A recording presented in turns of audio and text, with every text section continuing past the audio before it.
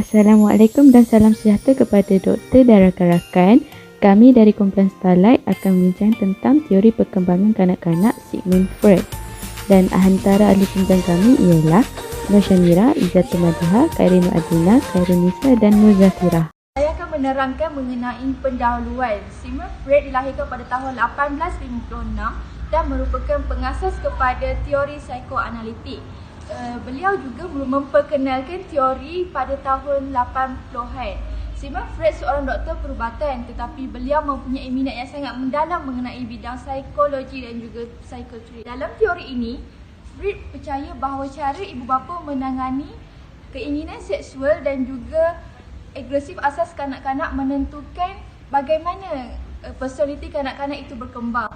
Menurut Freud, personaliti terdiri daripada 3 perkara. Yang pertama ialah ID, yang kedua ialah ego dan superego. Freud juga menilai kanak-kanak melalui pelbagai peringkat, iaitu terdapat 5 peringkat. Yang pertama ialah oral, anal, phallic, latensi dan juga genital. Pada pendapat Freud, personaliti kanak-kanak boleh dibentuk dan diperkembangkan sejak mereka kecil lagi. Terdapat 2 terma utama yang difokuskan dalam teori ini. Yang pertama ialah neurosis. Neurosis ialah di mana masalah gangguan mental yang dicirikan daripada kebimbangan dan ketakutan, iaitu bentuk halusinasi. Dan yang kedua ialah psikoseksual, iaitu yang berkaitan dengan psikologi dan juga seksual.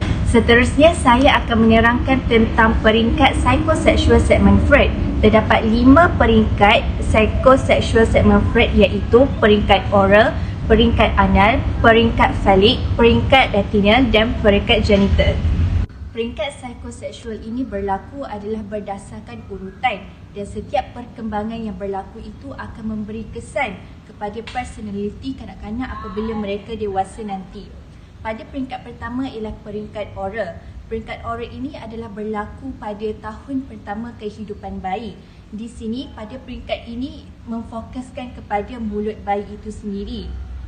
Pada peringkat oral ini, kanak-kanak mendapat kepuasan daripada aktiviti di sekitar mulut mereka seperti menggigit, mengunyah, menyelan dan sebagainya. Dan pada peringkat ini, bayi sepenuhnya berada di bawah tanggungjawab orang dewasa, iaitu ibu bapa atau pengasuh mereka.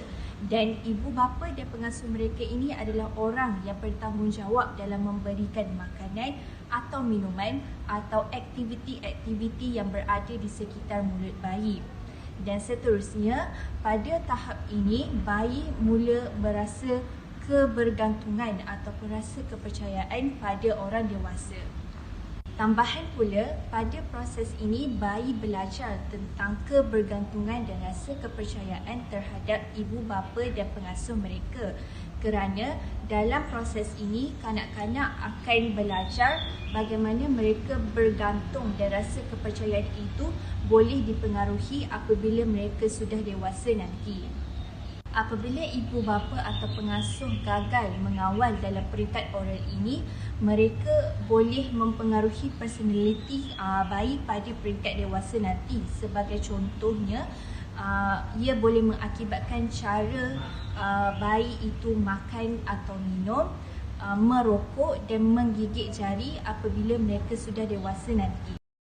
Seterusnya adalah peringkat anal. Peringkat anal ini bermula daripada kanak-kanak umur 1 hingga 3 tahun. Di peringkat ini juga memfokuskan kepada bahagian dubur kanak-kanak. Kanak-kanak mendapat kepuasan melalui bahagian dubur itu dengan cara menahan atau menyingkirkan najis.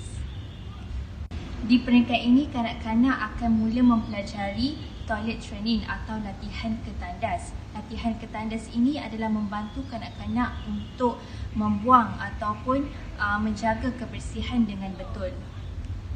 Oleh itu, orang dewasa seperti ibu bapa dan pengasuh merupakan orang yang penting dalam memberikan latihan ketandas kepada kanak-kanak. Kerana latihan ketandas kanak-kanak ataupun toilet training ini memberi kesan yang sangat besar dalam personaliti kanak-kanak apabila mereka sudah dewasa nanti. Ibu bapa ataupun pengasuh haruslah tegas dan bertanggungjawab serta berdisiplin dalam memberikan toilet training kepada kanak-kanak. Kerana menjaga kebersihan dan cara membuang najis adalah sangat penting pada peringkat kanak-kanak ini, kerana sebagai contoh pada peringkat yang seterusnya, kanak-kanak sudah tahu ataupun sudah tahu cara bagaimana untuk membuang najis apabila mereka sudah di peringkat yang lebih seperti 4 hingga 6 tahun, di mana mereka sudah tidak memakai pampers. Toilet training yang diberikan oleh ibu bapa atau pengasuh secara konsisten dapat mempengaruhi dan memberikan kesan yang baik terhadap personaliti kanak-kanak apabila mereka sudah dewasa nanti. Sebagai contoh, kanak-kanak sudah mengetahui cara-cara untuk menjaga kebersihan dan juga kepentingan menjaga kebersihan tersebut. Selain itu juga, personaliti kanak-kanak apabila mereka sudah dewasa akan menjadi seorang yang berdisiplin, seperti mereka tahu cara untuk mengikuti sesuatu peraturan, menjadi seorang yang tertib, dan juga mereka menjadi seorang yang boleh didorong atau menerima orang lain dalam kehidupan mereka. Kita akan melihat pula pada peringkat ketiga di bawah psychoseksual oleh Sigmund Freud, iaitu peringkat Freud. Peringkat Freud ini merangkumi kanak-kanak yang berumur 3 tahun sehingga 6 tahun. Pada peringkat ini, kemahuan atau keinginan kanak-kanak mula berpusat pada alat kelamin mereka dan yang disebut sebagai the erogen, iaitu gergansangan. Terdapat 2 pembahagian yang sangat penting di bawah peringkat pada ini, iaitu Oedipus dan Electra. Oedipus ini menyatakan kanak-kanak lelaki berminat kepada ibu mereka dan mempunyai niat untuk menggantikan tempat ayah mereka untuk berada di sisi ibu mereka. Dan sebaliknya, di peringkat Electra pula, kanak-kanak perempuan mula tertarik kepada ayah mereka dan ingin berada di samping ayah mereka sebagai pengganti. Seterusnya, untuk peringkat keempat bagi teori psikoseksual Sigmund Freud adalah peringkat latensi. Peringkat latensi ini bermula daripada kanak-kanak berumur 6 tahun sehingga mereka remaja. Pada peringkat ini, libido tidak berkembang dan tiada perkembangan psikoseksual yang berlaku. Ini kerana pada peringkat ini, Sigmund Freud merasakan dorongan seksual dan keinginan dan tenaga seksual oleh kanak-kanak telah dimanfaatkan dengan mereka memfokuskan kepada kerja sekolah, hobi mereka dan hubungan dengan rakan. Selain itu, pada peringkat ini juga, tenaga kanak-kanak telah berkembang dengan mereka mencipta skill baru dan juga mempelajari tentang ilmu pengetahuan yang baru. Dan pada peringkat ini juga, bermain adalah satu kemestian untuk kanak-kanak dan mereka lebih suka untuk bermain dengan sama jantina dengan mereka. Baiklah, kita akan melihat pula pada peringkat terakhir di bawah teori perkembangan psikoseksual, iaitu peringkat genital atau peringkat akil balik. Di bawah peringkat ini, kanak-kanak atau remaja yang berumur 12 tahun ke atas akan mula mempunyai keinginan seksual yang tinggi dan mereka ingin menjalinkan hubungan dengan individu yang berlainan jantina dengan mereka. Mereka juga akan mempunyai keinginan untuk berkahwin dan bersosial dengan masyarakat di sekeliling mereka. Sebelum menerangkan lebih lanjut mengenai IDs, ego dan superego, kami akan menunjukkan satu video. You can see it. Okay. 1, 2, 3, 4, 6, 7, 8, 9, 10, 11, 12, 13, 14, 15, 16, 17, 18, 19, 20, 21, 22, 23, 24, 25, 26, 27, 28, 29, 30. Okay, so you like that? 5, 6, 7, 8, 9, 10.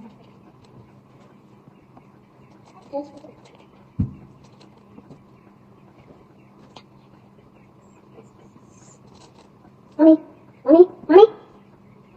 Balik dari Mami. Mima, Mima. Hey, what do I do? What do I do then? I think we do. Mima, okay, I did it.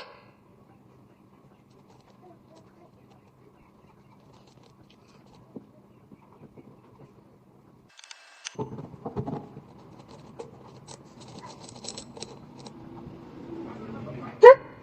Hey.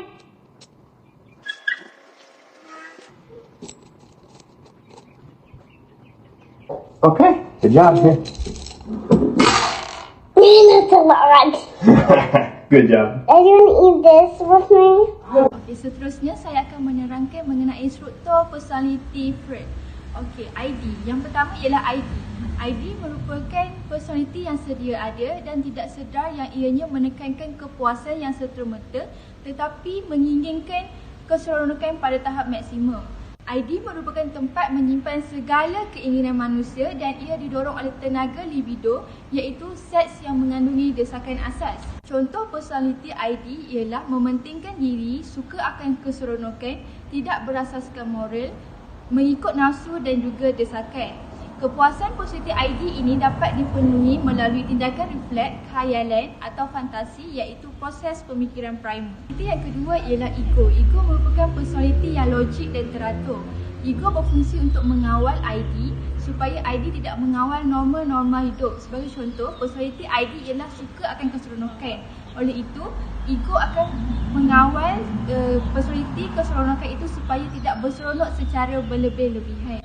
Ego akan menentukan bila dan bagaimana personality ID untuk digunakan secara rasional supaya boleh diterima masyarakat. Pada peringkat ini, kanak-kanak akan diajar untuk membuat pertimbangan yang betul.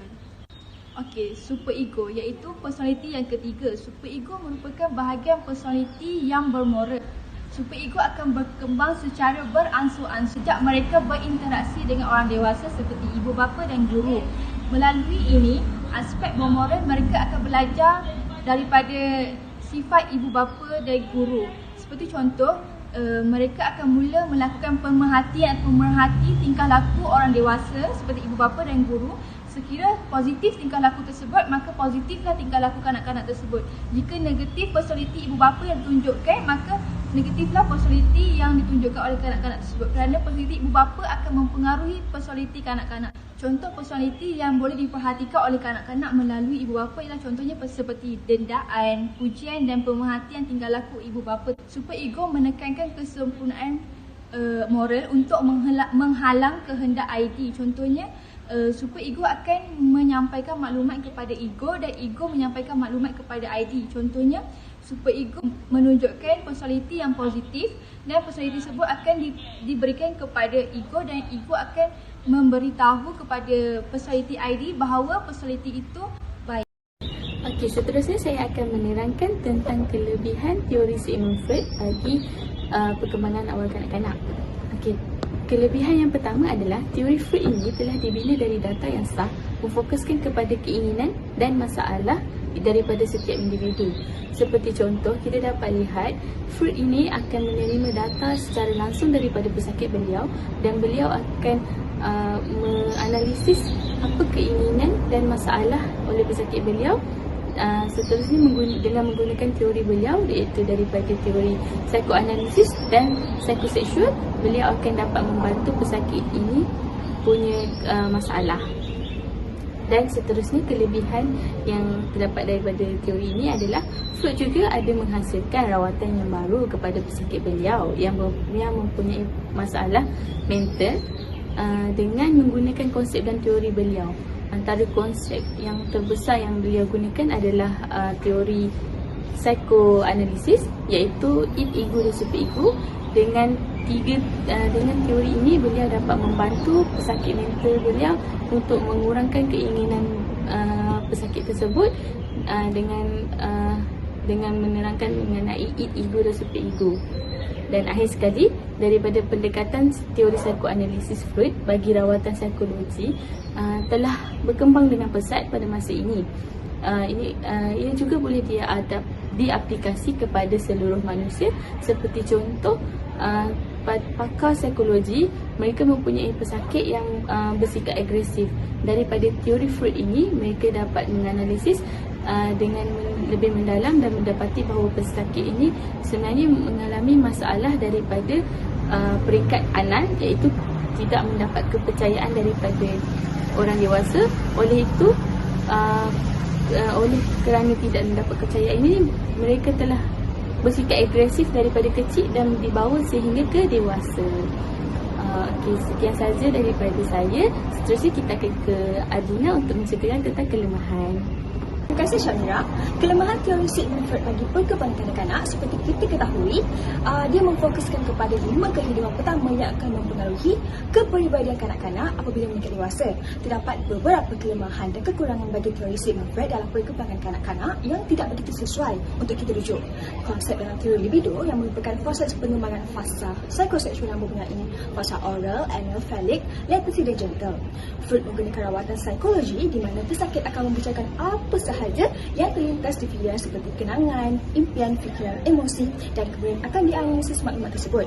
Beliau telah menyalahgunakan dan mentafsirkan dakwaan penderaan seksual pesakitnya sebagai gejala sumbang mahram yang ditindas sebagai teorinya mengenai seksualiti bayi. Pada fasa oral, beliau mengatakan jika bayi tidak cukup menghisap susu, maka ketika mereka meningkat dewasa, mereka akan mempunyai tabiat seperti merokok ataupun menggigit jari. Pengalaman traumatik sejak kecil akan menimbulkan masalah semasa dewasa. Susah untuk kita membuat andaian tentang menindas seseorang yang tidak sedar kerana tidak ada ujian saintifik yang khusus. Freud menggunakan istilah seksual dengan cara yang sangat umum untuk menggambarkan tindakan dan pemikiran. Salah satu tahap yang dikenali sebagai phallic adalah memfokuskan pada alat kelamin di mana kanak-kanak sudah menyedari perbezaan jantina mereka dan mula mengembangkan atau mengalami kompleks Oedipus untuk kanak-kanak lelaki dan kompleks Elektra untuk kanak-kanak perempuan. Kompleks Oedipus berlaku apabila kanak-kanak mempunyai kecenderungan kasih sayang yang kuat terhadap ibu bapa yang berdana jantina dan cuba bersaing atau membenci terhadap ibu bapa yang sama jantina. Pandangan Freud tentang ingin mengahwini ibu tirinya dan merasa cemburu terhadap ayahnya bermula kerana pengalaman kerana kehilangan ibu, pengasuh dan perniagaan ayahnya yang terjejas. Kejadian ini menimbulkan pengaruhnya sendiri mengenai tahap Oedipal dan dengan itu mungkin menjadi bias kerana analisis dirinya sendiri sedangkan ia mungkin berasal dari gaya keibubapaan tersebut membuatkan anak-anak berasa tidak selamat. Oleh itu, kelemahan teori Freud terlalu menekankan tentang pengalaman minda, seks dan masa kecil yang tidak sedar, sukar untuk diukur dan kebanyakannya idea itu berdasarkan kajian kes bukan penyelidikan saintifik.